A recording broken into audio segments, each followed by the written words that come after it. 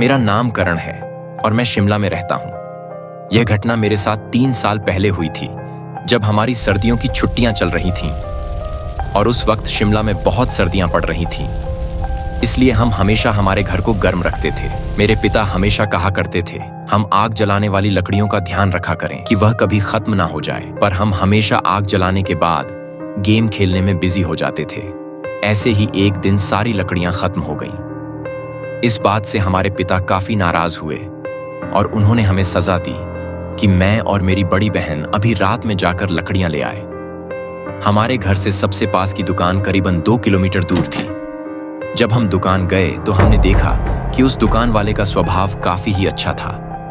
मैंने उस दुकान वाले से कहा कि मुझे 2 बैग भरकर लकड़ियां चाहिए। मेरी बात सुनकर दुकान वाले ने कहा कि तुम कुछ देर रुको, मैं तुम्हें लकड़ियां काट कर देता हूं। तभी मेरी बहन ने कहा कि उसे वॉशरूम जाना है। उसने कहा कि मेरी बहन उसके पीछे चले, वह उसे वॉशरूम का रास्ता बता देगा। और मैं मोबाइल पर बैठकर गेम खेलने लगा। ना मेरी बहन लौट कर आई, न वह दुकान वाला। मैंने अपनी बहन को पुकारा, लेकिन उसने कोई जवाब नहीं दिया। तभी मेरे पापा का मैसेज आया, अगर हमने लकड़ियां ले ली हो तो हम तुरंत घर लौट आए, क्योंकि अभी टीवी पर न्यूज आ रही है कि एक सीरियल किलर हमारे एरिया के अंदर घूम रहा है और वह आदमी बिल्कुल उस दुकान वाले जैसा ही लग रहा था। मेरी धड़कन बिल्कुल थम चुकी थी, लेकिन तभी वह आदमी लकड़ियों का बैग लेकर बाहर आ गया। वह मुस्कुरा रहा था। मुझे यह देखकर काफी अजीब महसूस हुआ।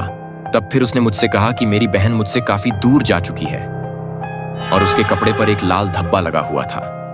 तभी मैंने बैग खोलकर देखा। तभी बैग के अंदर एक पिंक कलर की क्लिप रखी हुई थी। मैं अचानक उठा और लकड़ियों से भरी हुई बैग को उस पर बार बार मारना शुरू कर दिया। तभी वह गिर के जमीन पर बेहोश हो गया और तभी मैंने अपनी पॉकेट नाइफ से उसे मारना शुरू कर दिया। तभी चीखने की आवाज आई और मेरी बहन ने कहा, करण रुक जाओ, यह सब एक मजाक था। मुझे कुछ समझ नहीं आ रहा था कि मुझसे यह क्या हो गया। मेरे हाथ से पॉकेट नाइफ छूट गई। तभी मेरी बहन ने कहा कि हमें जल्द से जल्द बॉडी को ठिकाने लगाना पड़ेगा। तभी मैंने उसे शॉप की चारों तरफ नजर दौड़ाई और मैंने उस आदमी की बॉडी उठाई और एक कमरे में जाकर छुपा दिया। जब मैंने उस कमरे की लाइट जलाई तो उससे कमरे का पूरा दृश्य बदल चुका था। वह कमरा पूरी तरह से खून से सना हुआ था। वहां जगह जगह लोगों की मरी हुई बॉडी पड़ी हुई थी।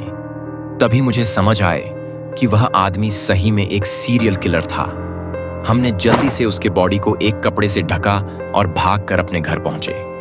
मेरे पिता ने मुझसे पूछा कि हम घबराए क्यों हैं, लेकिन हमने अपने पिता से कुछ नहीं बताया और उसके बाद से हम हमेशा ध्यान रखते हैं कि हमारे पास हमेशा लकड़ियों का स्टॉक हो। लेकिन एक बात मुझे आज तक नहीं समझ आए कि आखिर पुलिस को उस सीरियल किलर की बॉडी आज तक मिली क्यों नहीं।